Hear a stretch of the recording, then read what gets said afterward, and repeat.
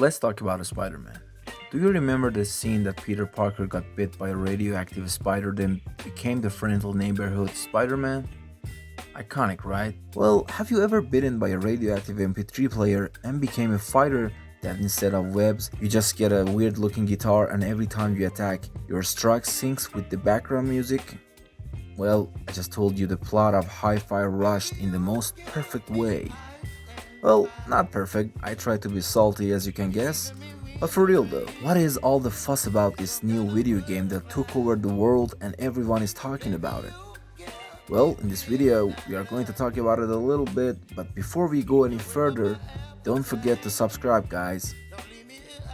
Hi-Fi Rush is a rhythm-based action game developed by Tango Gameworks and published by Bethesda Softworks for the Windows and Xbox Series XS. The mind-blowing part of it all is that the game announced on the 25th of January and released in the exact same day. We had no idea that the developers of some serious horror games like The Evil Within or even Ghostwire Tokyo are working on something that we would never imagine in our wildest dream. They just did it and took the world by storm.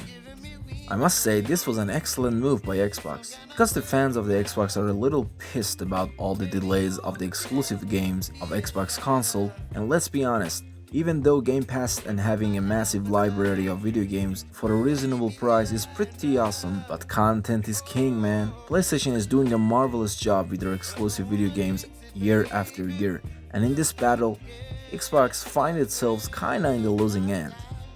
But this surprise was something that Xbox fans really needed. Although they didn't do any pre-release marketing campaigns for this game, Hi-Fi Rush still got huge attention from gamers and everybody is talking about it now. But let's be honest, is this game any good?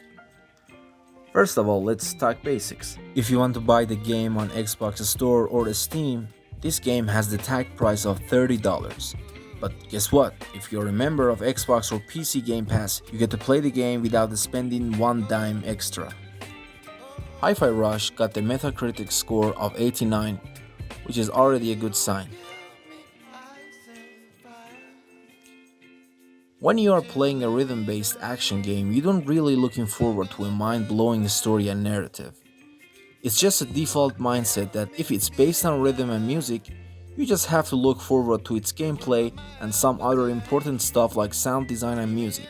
So I played this game without any high expectations on the story part. The game is about a young teenager named Chai who wants to be a great rock star in the future and even claims this proudly in the beginning.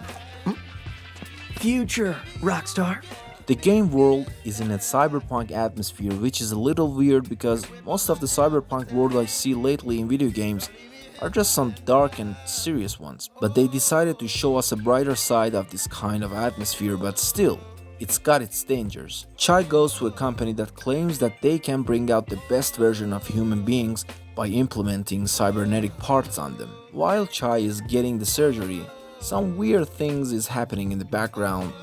One thing led to another and his MP3 player falls on his chest and he goes to the surgery in this situation. When he wakes up, he notices that the MP3 player is a stick in his chest and because of that, he can feel the rhythm of the world. And the security guards, who are some funny robots, identify him as an enemy, or as they say, a defect, and try to take him down. But suddenly and out of nowhere, this happens. So he gets an electric guitar in the most bizarre way possible to defend himself. It's weird, I get it, but honestly I don't care. Logically speaking, story is not the main element of this game, so I don't really worry about it. And also, I don't have any problems with it. It's fun. Everything is surreal and I like it. Although some of the dialogues are just gives me a little too much of dad joke vibes. But besides, I think they tried to be creative and did a decent job with it. Now let's go to the gameplay. This is where you can feel the wheels running underneath. The gameplay is so much fun. You can play this game over and over and over again and still don't get tired of it. This kinds of feeling is not a typical thing in video games nowadays, and Tango Gameworks just did a hell of a job with this one. Everything, absolutely everything in the world of this game is sync with the tune. Even the first minute of the game when you are walking and only sound effect is the sound of Chai's steps is synced with the tune. This element follows you till the last second of the game. I mean, being synced with the tune is not enough, but that's just it. They did it so amazing that you enjoy every second that you are feeling this sync. With every hit and every strike, you feel like you are doing the solo of Stairway to Heaven by Led Zeppelin. Hi-Fi Rush is that amazing. If you don't know what I'm talking about, you could think about some other video games like Tetris Effect or even the musical missions of Rayman Legends.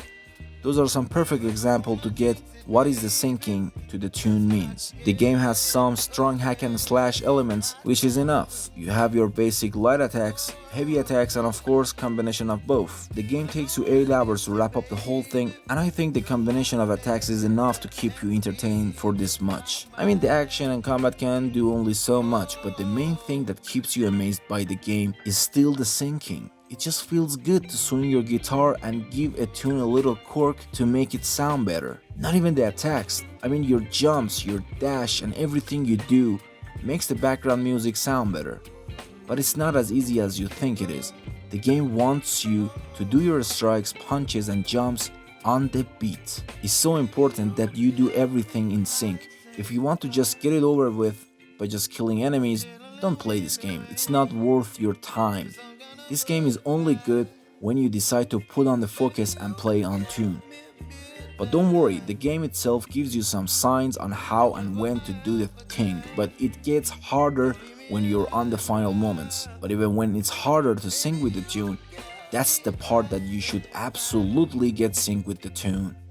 Because the sync attacks just help you to do some critical damage to your enemies, and if you can't do this with the final enemies, which are stronger than before, then you don't stand a chance. But how to stay on the beat? Well, it's so simple yet so genius. Just pay attention to the environment. Everything is synced with the tune and you should blend in with it. Everyone and everything is on the sync and they don't even know it. Now you have the ability to feel the tune of the world. Use it, man. Combo attacks is the thing that really surprised me. In the beginning, combo attacks were very simple and you don't expect to have more than that. It's not Devil May Cry and it's supposed to make you entertained for only 8 hours. But as the game progresses, combo attacks just get better and different, some of them almost impossible to execute. Really guys, these are some good combat elements. How they managed to do this wizardry in this short time. Anyways, gameplay is absolutely nuts, you enjoy it so much, just give it a go. You can see the visuals yourself, but some people can't stand this kind of graphics, but I don't mind it. So many great games are this way. They choose this style and you get used to it very soon. Everything is smooth and cartoony. Because of the fun-like atmosphere in the game, visual makes not total, just a little sense. The sound design and music, oh my god. It's on another level. I have played so many music and sound-based video games before, but this one, they did the thing, man. I mean, rock music can get a little repetitive, only if you suck at the game. Gotcha. If you could play the game in sync, you will enjoy every bit of the sound design and music, even with the headphone on the maximum volume. So, should you buy this game?